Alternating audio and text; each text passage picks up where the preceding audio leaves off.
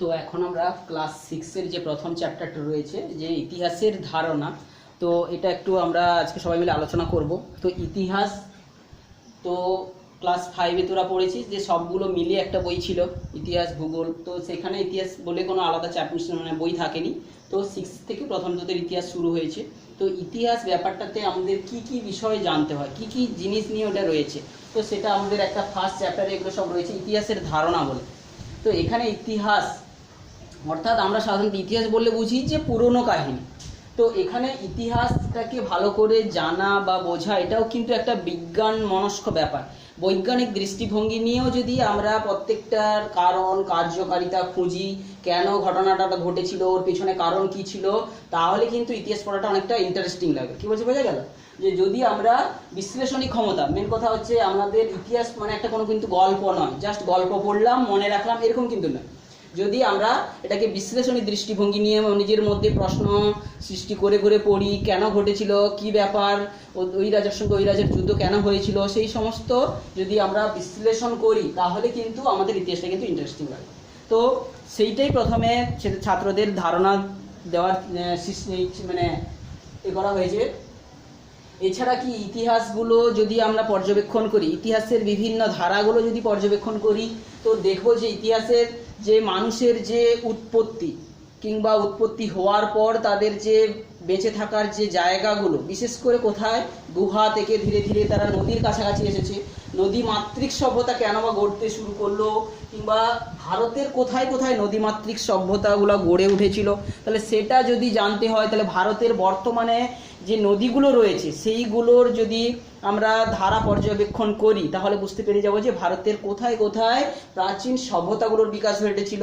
তো সেই জন্য ইতিহাসটাকে জানতে গেলে তো তার সঙ্গে হচ্ছে কি যে ভূগোলেরও একটা ব্যাপার রয়েছে, সেটাও জানতে হবে। যে ইতিহাস শুধু জানতে গেলে, শুধু ঘটনাটা জানতে গেলে তার পেছনে ভূগোলটাকেও জানতে হবে। যে যেখানে নদীটা সৃষ্টি হয়েছে, যেখানে ধরো উর্বর জমিটা ছিল, সেই জায়গায় মানুষ বসতি স্থাপন করেছে। তো ইতিহাসের সঙ্গে কিন্তু একটা ভূগোলের গুরুত্বপূর্ণ যোগাযোগ রয়েছে। তো সেই জন্য আমাদের ভূগোলের ব্যাপারটাকেও আমাদের গুরুত্ব দিতে হবে। তার সঙ্গে সঙ্গে ভারতে যে কতগুলো নদী, যেহেতু আমরা ভারতের ইতিহাস সম্পর্কে জানবো, তো ভারতের কতগুলো নদীমাতৃক সভ্যতা, বর্তমান ভারত আর প্রাচীন ভারতের মধ্যে পার্থক্যগুলো খেয়াল রাখবো। বর্তমান ভারত বলতে আমরা আজকে যেটা দেখছি সেটা কিন্তু প্রাচীন যুগের ভারত ছিল না। প্রাচীন যুগের ভারতে এইরকম শার্প বাউন্ডারি ছিল না যে এটা এই দেশ, এটা এই দেশ, এরকম ভাব ছিল না। তখন কিন্তু সমস্ত এলাকাতেই মানুষ বসতি স্থাপন করেছিল। তো সেই পার্থক্যটাও আমাদেরকে খেয়াল রাখতে হবে। নদীমাতৃক সভ্যতাগুলোর মধ্যে ভারতের যদি আমরা খেয়াল রাখি, ভারতের উত্তর পশ্চিম দিকেই সাধারণত সভ্যতার বিকাশ ঘটেছিল। সেইগুলো আমরা জানবো সিন্ধু সভ্যতা, হরপ্পা সভ্যতা, মহেঞ্জোদারো সভ্যতা, সেই দিকের সমস্ত বা বিভিন্ন নদী কেন্দ্রিক সভ্যতাগুলোর নাম আমরা এই ক্লাস যে ইতিহাসের সিলেবাসে কিন্তু আমরা পরপর পড়ব। তো ভারত, এই যে ভারতকে উপমহাদেশ কেন বলা হচ্ছে, ভারত হচ্ছে কিন্তু মহাদেশের মতো এতটাই বড় প্রায়, এবং ভারতে প্রায় সমস্ত ধরনের জিনিস আমরা দেখতে পেয়ে থাকি। বিভিন্ন ভাষাভাষীর মানুষ থেকে শুরু করে বিভিন্ন প্রাকৃতিকের যে সৌন্দর্যের পার্থক্য কিংবা ভূভাগের যে পার্থক্য দেখে থাকি। তো সেই বিশালতার সঙ্গে তুলনা করে কিন্তু ভারতকে আমাদের উপমহাদেশ বলা হয়। তো এটা আমরা জানবো ভালো করে। এবং কি এই বললাম ইতিহাসের সঙ্গে ভূগোলের একটা সম্পর্ক জড়িয়ে রয়েছে। কেন? তাছাড়া সেই মানে ভূগোল কি করে ইতিহাসটাকে পরিবর্তন করেছে। যেমন আমরা ভারতের যদি ম্যাপটাকে দেখি, ভারতের ম্যাপে যে মাঝখান বরাবর রয়েছে কিন্তু বিন্ধ্য পর্বত। সেই বিন্ধ্য পর্বতের জন্য কিভাবে আর্যাবর্ত ও দাক্ষিণাত্যের সৃষ্টি হয়েছে সেইগুলো আমরা জানি। ভারতের বিভিন্ন যে বইতে যে ম্যাপগুলো দেওয়া রয়েছে সেই ম্যাপগুলোতে বিভিন্ন নদীর ছবি তোরা রয়েছে, আমরা দেখাচ্ছি। সেইগুলো তোরা দেখলে বুঝতে পারবি যে এই মাঝ বরাবর কিন্তু যে বিন্ধ্য পর্বত থেকেছে, সেই বিন্ধ্য পর্বত থেকেই কিন্তু ভারতকে দুটো ভাগে প্রায় ভাগ করে দিয়েছে। যে বিন্ধ্য পর্বতের উত্তর অংশটাকে, ভারতের যদি ছবিটা আমরা ছোট্ট করে জাস্ট এমনি বোঝার জন্য এঁকে নিই, এই যে তো এই ভারতের মাঝখান বরাবর কিন্তু বিন্ধ্য পর্বত, তার উপরের দিকের অংশের নাম হচ্ছে আর্যাবর্ত, আর দক্ষিণ দিকের অংশটাকে বলা হচ্ছে দাক্ষিণাত্য। তো এই আর্যাবর্তে কিন্তু আর্য জাতির বসবাস ছিল, আর্য প্রাচীন যে জাতি, আর দক্ষিণা ভারতে যাদের দ্রাবিড় গোষ্ঠীর বসবাস ছিল। তো এইখানে আমরা সেটাও জানবো। এছাড়া আর কি জানছি যে এই ফার্স্টে ইতিহাসের ধারণা নিতে গেলে ইতিহাসে অনেক কিছু ঘটনা ঘটেছে, কত সাল কি ব্যাপার তো সেইটার একটা যুগ বিভাজন আমাদের জানতে হবে, যে যে কি কি যুগ বলে থাকি। প্রাক ঐতিহাসিক যুগ কিংবা প্রায় ঐতিহাসিক যুগ আর ঐতিহাসিক যুগ, এইরকম আমরা বিভিন্নভাবে বিভিন্ন ইতিহাসকে ভাগ করেছি মানুষের উৎপত্তি শুরু থেকে। প্রাক ঐতিহাসিক যুগ বলতে কি, যে সময়ের যুগের কথা কিন্তু আমাদের অনুমান করতে হয়, তার কোনো লিখিত ইতিহাস আমাদের কাছে নেই, সেটাই হচ্ছে কিন্তু প্রাক ঐতিহাসিক যুগ, অর্থাৎ যেটা সম্পর্কে আমাদের অনুমান করতে হয়,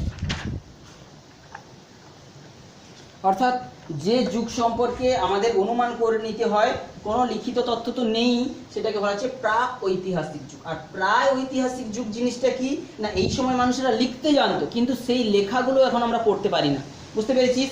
সেইগুলো হচ্ছে কিন্তু পড়া যেত না, সেইটা হচ্ছে প্রায় ঐতিহাসিক। যেমন আমরা হরপ্পা সভ্যতার লিপি আজও পড়া যায়নি, তো ওইটা কিন্তু হচ্ছে প্রায় ঐতিহাসিক যুগের সভ্যতা আমরা জানবো। আর ঐতিহাসিক যুগ বলতে কি, এই সময় লিখেছেন বিভিন্ন সময় এবং সেগুলো এখনো পড়াও যায়, এবং লিখতে জানতো তারা এবং পড়াও যায়, সেগুলোকে বলা হচ্ছে ঐতিহাসিক যুগের ঘটনা। তো আমরা বিভিন্ন যুগটাকে সেইটাকে জানার উপর ভিত্তি করে ভাগ করে দিয়েছি, যেটাকে আমাদের অনুমান করে নিতে হয়, যার সম্পর্কে কোনো তথ্যই নেই, সেটা হচ্ছে প্রাক ঐতিহাসিক যুগ। আর যেটার ঐতিহাসিক যে যুগে মানুষেরা লিখতে জানতো কিন্তু সেইগুলো পড়া যেত না, সেটা হচ্ছে প্রায় ঐতিহাসিক যুগ। আর ঐতিহাসিক যুগ কোনগুলো, যেটা হচ্ছে তারা লিখতে জানতো, তারা পড়তেও জানতো, সেটা হচ্ছে ঐতিহাসিক যুগ। তো ইতিহাসের ধারণার আর একটা গুরুত্বপূর্ণ এই চ্যাপ্টারে আমরা জিনিস যেটা জানবো সেটা কি, যে সাল তারিখ। অর্থাৎ আমরা আজকে যেটা বলে দিই, আজকে আমাদের কত সাল চলছে, 2020 সাল। তো কিন্তু তখন তো মানুষ কিভাবে এই সাল তারিখটা গণনা করতো, বা এই সাল তারিখ গণনাটা কবে থেকে শুরু হয়েছে, তো সেটা আমরা একটু খেয়াল করবো। যে বিভিন্ন সময় বিভিন্ন যে সমস্ত রাজারা রাজত্ব করে গেছে, যদি ইতিহাসের ধারা দেখি, তো বিভিন্ন সময় তারা কেউ শকাব্দ কিংবা যে হচ্ছে কিংবা গুপ্তাব্দ, হর্ষাব্দ, কনিষ্কাব্দ, বিভিন্ন রাজারা তারা কিন্তু সেই তাদের যে রাজত্বকালকে একটা ল্যান্ডমার্ক ধরে নিয়ে তারা গণনা করা শুরু করেছে। এরকম বিভিন্নভাবে আমরা এর গণনা দেখতে পাই। কিন্তু আমরা আধুনিক যে সাল গণনাটা একটু জানবো। আধুনিক সাল গণনাটা বা সাল তারিখ গণনাটা কিরকম করা হয় না, সাধারণত সেখানে যীশু খ্রিস্টের জন্মটাকে আমরা সেন্টারে রেখে যীশু খ্রিস্টের জন্মের আগের যে বছরগুলোকে সেগুলোকে আমরা নাম দিয়ে থাকি কি, খ্রিস্টপূর্বাব্দ। আর যীশু খ্রিস্টের জন্মের পর থেকে আমরা ধরে থাকি যে খ্রিস্টাব্দ। যীশু খ্রিস্ট যেই সালে জন্মেছিল সেই সালটা পরবর্তী সালগুলো থেকে আমরা খ্রিস্টাব্দ গণনা শুরু করে থাকি। তো এইরকম একটা ছোট উদাহরণ দিয়ে আমরা যদি বলি, খ্রিস্ট জন্মের আগে 300 বছর থেকে 201 বছর, তাহলে কমে কমে এসেছে, কমে এসে যীশু খ্রিস্টের জন্মটাকে যদি 0 সাল ধরা হয়, তারপর থেকে আবার বেড়ে বেড়ে বেড়ে বেড়ে আজকে 2000 সাল হয়েছে। তাহলে যীশু খ্রিস্টের জন্ম আজ থেকে কত বছর আগে হয়েছিল বলতে পারি, 2020 বছর আগে। তাহলে 2020 বছরটাকে আমরা 0 ধরে সেখান থেকে হিসাব করে করে আসছি আজ। তাহলে যীশু খ্রিস্টের জন্মের আগে 300 খ্রিস্টপূর্বাব্দ থেকে 201 খ্রিস্টপূর্বাব্দ সময়টাকে আমরা কি বলবো না, এটাকে খ্রিস্টপূর্ব তৃতীয় শতক বলা হবে, তৃতীয় শতক। তাহলে 300 থেকে 200 এই সময়টাকে কমে কমে যে আসছে ওটাকে বলা হবে খ্রিস্টপূর্ব তৃতীয় শতক।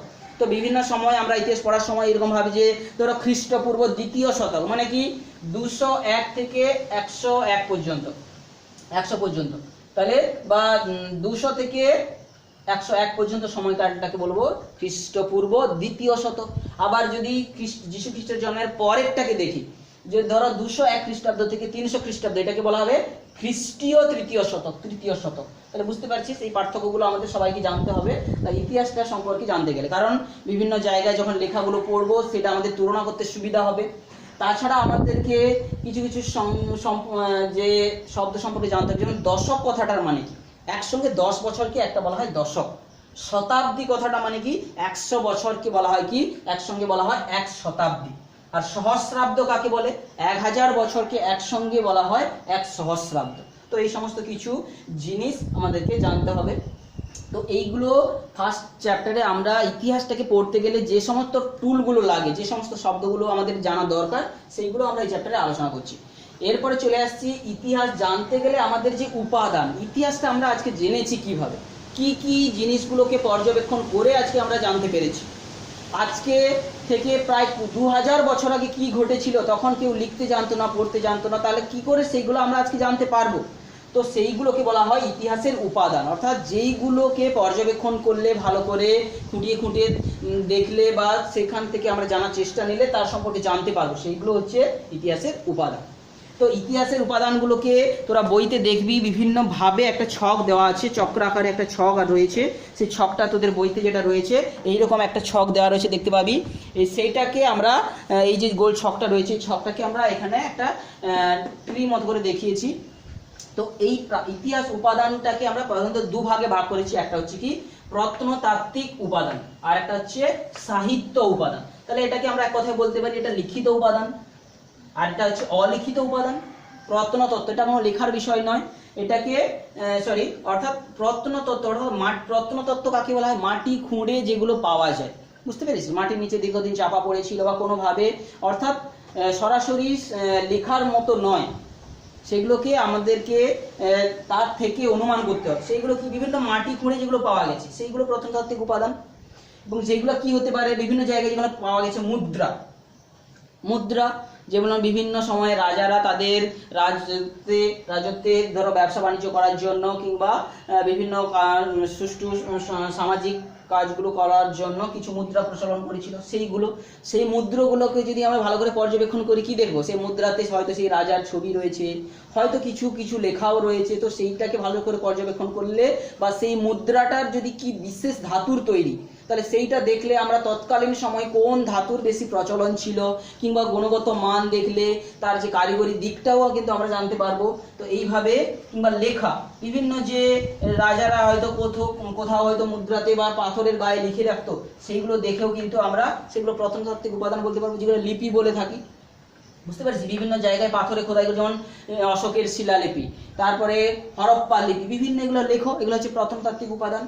এরপরে আসছে শিল্প বস্তু, বিভিন্ন যে মানুষেরা তাদের কর্মের তাগিদে হোক বা বিভিন্ন রাজারা তাদের হচ্ছে যে তাদের রাজত্বটাকে প্রদর্শন করার জন্য, গৌরবটাকে প্রদর্শন করার জন্য কি করতো, অনেক সময় কি করতো ভিন্ন ভিন্ন অনেক কিছু জিনিস তৈরি করতো, সেইগুলোকে বলা হচ্ছে শিল্প কার্য। যেমন কি স্থাপত্য, বড় বড় পাথরের কোনো যদি বা বিল্ডিং তৈরি করেছে সেগুলো হচ্ছে স্থাপত্য, বা কোনো কিছু বিল্ডিং তৈরি করেছে সেগুলো স্থাপত্য। ভাস্কর্য কি পাথরের উপর খোদাই করে করে কোনো ডিজাইন থেকে শুরু করে কোনো কিছু মূর্তি তৈরি করেছে সেইগুলোকে বলা হবে ভাস্কর্য। এছাড়া চিত্র বা ছবি কোনো কোনো বিশেষ বিশেষ পেন্টিং ধরে তৈরি করেছে, আমরা অজন্তা ইলোরা গুহার যে চিত্রের মতো করে পড়েছি সেই রকম বিভিন্ন ছবি হতে পারে, এইগুলো সবই হচ্ছে প্রত্নতাত্ত্বিক উপাদান। তো বিভিন্ন সময় মানুষ যা কাজ করেছে সেইগুলোকে আমাদের কাছে জানার একমাত্র হাতিয়ার, সেইগুলোই হচ্ছে উপাদান। এছাড়া সাহিত্য উপাদান রয়েছে, যেগুলো বিভিন্ন সময়ে পরবর্তীকালে যবে থেকে মানুষ লিখতে পড়তে জানলো, কাগজের আবিষ্কারের পর হলো বা তালপাতায় লেখা হলো, বিভিন্ন যে লেখালেখি সেইগুলো হচ্ছে সাহিত্য। সেই সাহিত্যগুলো বিভিন্ন সময়ে রচিত হয়েছে, সেইগুলো বিভিন্ন দেশের মানুষেরা যেমন লিখেছে, বিভিন্ন বিদেশ থেকে আগত লোকেরাও লিখেছে। সেইটাকে আমরা দুটো ভাগে ভাগ করে নিচ্ছি, একটা হচ্ছে দেশীয় সাহিত্য, একটা হচ্ছে বিদেশি সাহিত্য। দেশীয় সাহিত্যের মধ্যে আবার কোনো কোনো লেখার মধ্যে ধর্মের ব্যাপার ঢুকে রয়েছে। কারা লিখতো, বিভিন্ন ধর্মের লোকেরাও লিখতো, কোনো রাজনৈতিক নেতারাও লিখতো, কোনো যে জ্ঞানীগুণী মানুষরাও লিখতো, কোনো কবি সাহিত্যিকরাও লিখতো। তো সেইরকম উপর ভিত্তি করে লেখাগুলোকে আমরা দুটো ভাগে ভাগ করে নিতে পারি। একটা হচ্ছে কি ধর্ম নিরপেক্ষ, ধর্মের ব্যাপার সেখানে কোনো ঢুকে থাকতো না, দেবদেবী বিভিন্ন পূজা পার্বণ ব্যাপারটা থাকতো না, সেটা হচ্ছে ধর্ম নিরপেক্ষ। আর একটা হচ্ছে ধর্মভিত্তিক, ধর্ম সেরকম ঢুকে থাকবে যে কীভাবে আচার আচরণ করতে হবে সেগুলো। আর এছাড়া বিদেশ থেকে যে সমস্ত যে পর্যটকরা এসেছেন, বিশেষ করে গ্রিক থেকে এসেছেন, রোম থেকে এসেছে, চীন থেকে এসেছে, এছাড়া আরও ভিন্ন ভিন্ন অঞ্চল থেকে, ভারত তো প্রাচীনকালে অনেক ঐতিহ্যবাহী দেশ ছিল, ঐতিহ্যে ভরপুর ছিল। তো সেইটা দেখার জন্য কিন্তু বিভিন্ন পর্যটকরা এসেছে, তারা বিভিন্ন তাদের লেখনী লিখেছেন। তো সেই বিবরণীগুলো আমরা জানবো। গ্রিক যে কতজন মেগাস্তিনিস, এছাড়া চীন থেকে ফাহিয়েন, হিউয়েনসাং, কিংবা আরব থেকে এসেছে, রোম থেকে এসেছে, তাদের সম্পর্কে জানবো। বিভিন্ন ক্লাসের চ্যাপ্টারগুলোতে যখন আমরা পড়বো এদের যে সম্পর্কে আরো ডিটেলসে জানবো। তো এইটা হচ্ছে ইতিহাসের বিভিন্ন উপাদান। তো ইতিহাসের এই উপাদানগুলো এছাড়াও বিভিন্ন সময়ের সভাকবি, বিভিন্ন রাজার রাজত্বে যে সমস্ত সভাকবিরা ছিল তারাও কিন্তু বিভিন্ন যে প্রশস্তিগুলো লিখেছে, প্রশস্তি মানে তাদের সম্পর্কে আরো বিস্তীর্ণ করে লিখেছে, সেটাকে বলা হয় প্রশস্তি। যেমন আমরা চন্দ্রগুপ্ত মৌর্যের সময়ে তার এলাহাবাদ গুপ্ত বংশের সময় যে সমুদ্রগুপ্তের সময় এলাহাবাদ প্রশস্তি, হরিসেনের লেখা এলাহাবাদ প্রশস্তি আমরা জানবো। কিংবা বিভিন্ন যে অজন্তা ইলোরার যে গুহার যে ছবি এগুলো জানবো। এছাড়াও এখানে লিখিত উপাদানের মধ্যে তোরা এখানে পড়বি বিভিন্ন বৌদ্ধ এবং জৈন ধর্মগ্রন্থের অনেক যে ধর্মগ্রন্থ রয়েছে সেগুলোও কিন্তু লিখিত উপাদানের মধ্যে রয়েছে। এছাড়া তোরা বিভিন্ন সময় তোরা এখানে বইতে যেগুলো রয়েছে প্রশ্ন শর্ট প্রশ্ন পড়বে, যেমন বাণভট্টের হর্ষচরিতের রচয়িতা কে, কিংবা বৈদিক সাহিত্যগুলোর রচনা কত সালে হয়েছে, কিংবা এইগুলো যে বিভিন্ন পর্যটকদের লিখিত বইগুলোর নাম তোরা এগুলো জানার চেষ্টা করবি। এইগুলো হচ্ছে ফার্স্ট চ্যাপ্টারে তোদের ইতিহাসের ধারণা দেওয়া আছে। কারণ কি, ইতিহাসটাকে আমরা যারা লিখে দিয়ে গেছি তাদেরকে ঐতিহাসিক বলা হয়। তারা যেভাবে লিখে দিয়ে গেছে তাদের মতের উপর ভিত্তি করে আমরা ইতিহাসটা পড়ছি। আমরাও যদি ভালো করে ইতিহাস নিয়ে গবেষণা করি এবং নতুনভাবে কোনো কিছু তথ্য পেতেও পারি।